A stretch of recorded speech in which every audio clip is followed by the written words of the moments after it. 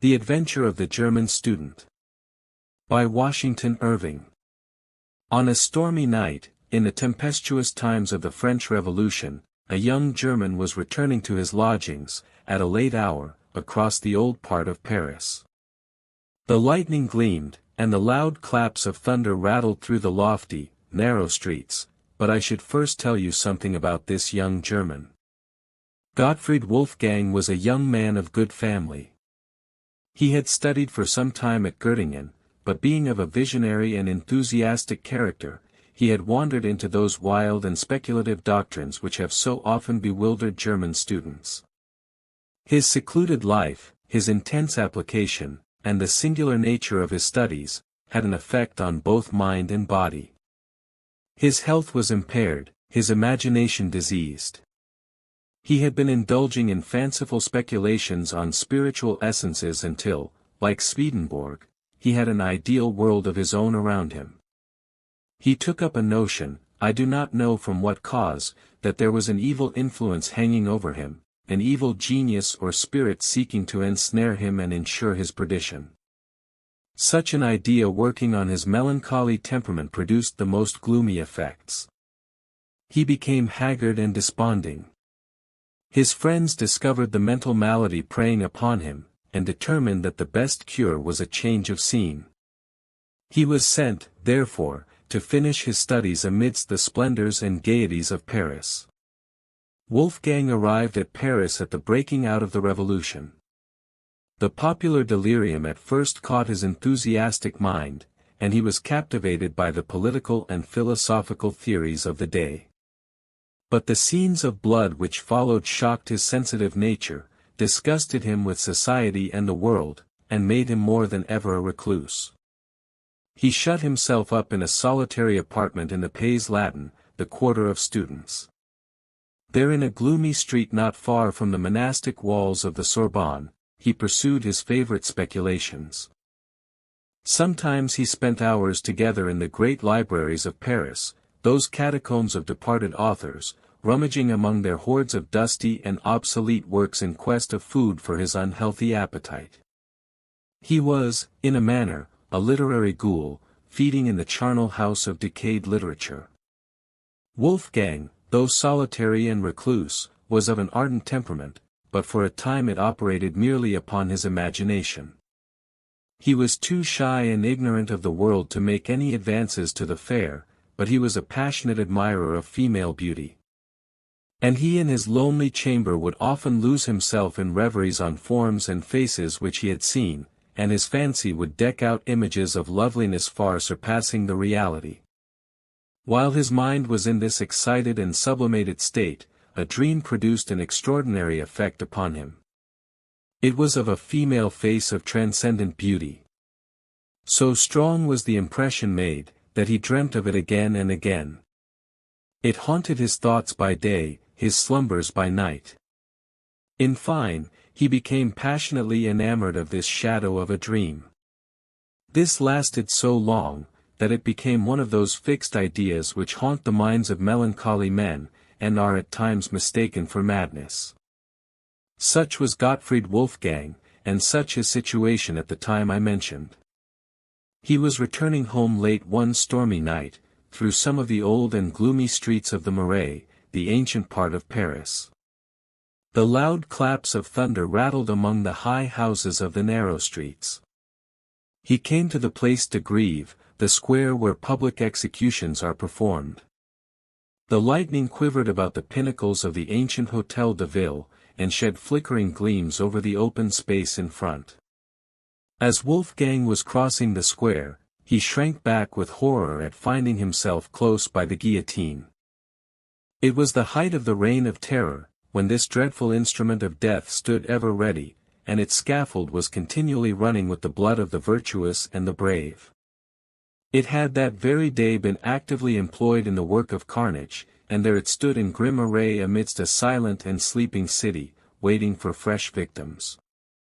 Wolfgang's heart sickened within him, and he was turning shuddering from the horrible engine, when he beheld a shadowy form cowering as it were at the foot of the steps which led up to the scaffold. A succession of vivid flashes of lightning revealed it more distinctly. It was a female figure, dressed in black. She was seated on one of the lower steps of the scaffold, leaning forward, her face hid in her lap, and her long disheveled tresses hanging to the ground, streaming with the rain which fell in torrents. Wolfgang paused. There was something awful in this solitary monument of woe. The female had the appearance of being above the common order. He knew the times to be full of vicissitude, and that many a fair head, which had once been pillowed on down, now wandered houseless. Perhaps this was some poor mourner whom the dreadful axe had rendered desolate, and who sat here heartbroken on the strand of existence, from which all that was dear to her had been launched into eternity. He approached, and addressed her in the accents of sympathy. She raised her head and gazed wildly at him. What was his astonishment at beholding, by the bright glare of the lightning, the very face which had haunted him in his dreams. It was pale and disconsolate, but ravishingly beautiful. Trembling with violent and conflicting emotions, Wolfgang again accosted her. He spoke something of her being exposed at such an hour of the night, and to the fury of such a storm, and offered to conduct her to her friends. She pointed to the guillotine with a gesture of dreadful signification. "I have no friend on earth," said she. "But you have a home," said Wolfgang. "Yes, in the grave." The heart of the student melted at the words. "If a stranger dare make an offer," said he, "without danger of being misunderstood, I would offer my humble dwelling as a shelter, myself as a devoted friend. I am friendless myself in Paris, and a stranger in the land. But if my life could be of service, it is at your disposal, and should be sacrificed before harm or indignity should come to you." There was an honest earnestness in the young man's manner that had its effect. His foreign accent, too, was in his favor. It showed him not to be a hackneyed inhabitant of Paris. Indeed, there is an eloquence in true enthusiasm that is not to be doubted. The homeless stranger confided herself implicitly to the protection of the student. He supported her faltering steps across the Pont Neuf, and by the place where the statue of Henry IV had been overthrown by the populace. The storm had abated, and the thunder rumbled at a distance. All Paris was quiet. That great volcano of human passion slumbered for a while, to gather fresh strength for the next day's eruption. The student conducted his charge through the ancient streets of the Pays Latin, and by the dusky walls of the Sorbonne to the great, dingy hotel which he inhabited. The old portress who admitted them stared with surprise at the unusual sight of the melancholy Wolfgang with a female companion. On entering his apartment, the student, for the first time, blushed at the scantiness and indifference of his dwelling. He had but one chamber, an old-fashioned saloon, heavily carved and fantastically furnished with the remains of former magnificence. For it was one of those hotels in the quarter of the Luxembourg Palace which had once belonged to nobility. It was lumbered with books and papers, and all the usual apparatus of a student, and his bed stood in a recess at one end. When lights were brought, and Wolfgang had a better opportunity of contemplating the stranger, he was more than ever intoxicated by her beauty. Her face was pale, but of a dazzling fairness, set off by a profusion of raven hair that hung clustering about it. Her eyes were large and brilliant, with a singular expression approaching almost to wildness. As far as her black dress permitted her shape to be seen, it was of perfect symmetry. Her whole appearance was highly striking, though she was dressed in the simplest style. The only thing approaching to an ornament which she wore was a broad, black band round her neck, clasped by diamonds. The perplexity now commenced with the student how to dispose of the helpless being thus thrown upon his protection. He thought of abandoning his chamber to her, and seeking shelter for himself elsewhere. Still he was so fascinated by her charms, there seemed to be such a spell upon his thoughts and senses, that he could not tear himself from her presence. Her manner, too, was singular and unaccountable. She spoke no more of the guillotine. Her grief had abated.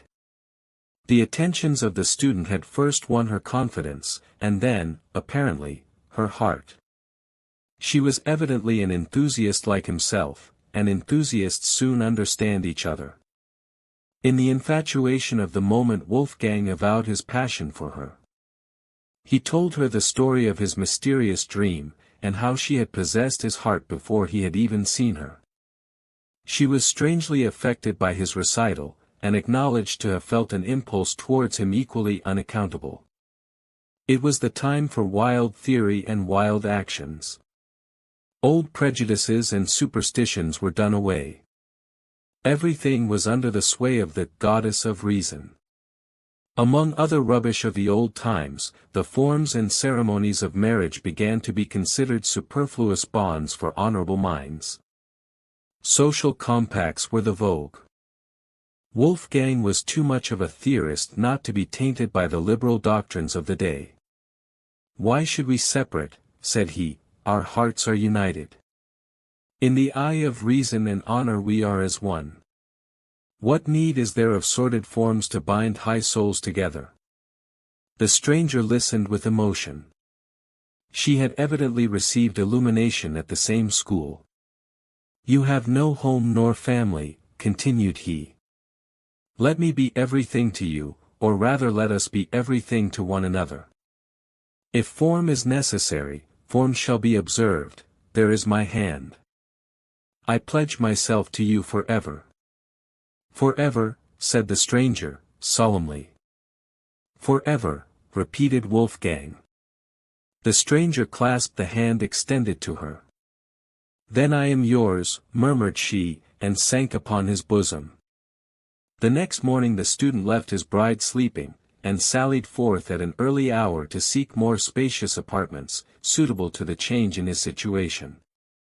When he returned, he found the stranger lying with her head hanging over the bed, and one arm thrown over it. He spoke to her, but received no reply.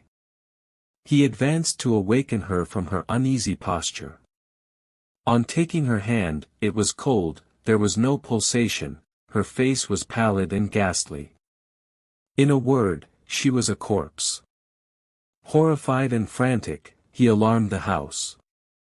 A scene of confusion ensued. The police was summoned. As the officer of police entered the room, he started back on beholding the corpse. "Great heaven," cried he, "how did this woman come here?" "Do you know anything about her?" said Wolfgang, eagerly. "Do I?" exclaimed the police officer, "she was guillotined yesterday." He stepped forward, undid the black collar round the neck of the corpse, and the head rolled on the floor. The student burst into a frenzy. "The fiend! The fiend has gained possession of me," shrieked he, "I am lost forever." They tried to soothe him, but in vain. He was possessed with the frightful belief that an evil spirit had reanimated the dead body to ensnare him. He went distracted, and died in a madhouse. Here the old gentleman with the haunted head finished his narrative. "And is this really a fact?" said the inquisitive gentleman. "A fact not to be doubted," replied the other. "I had it from the best authority.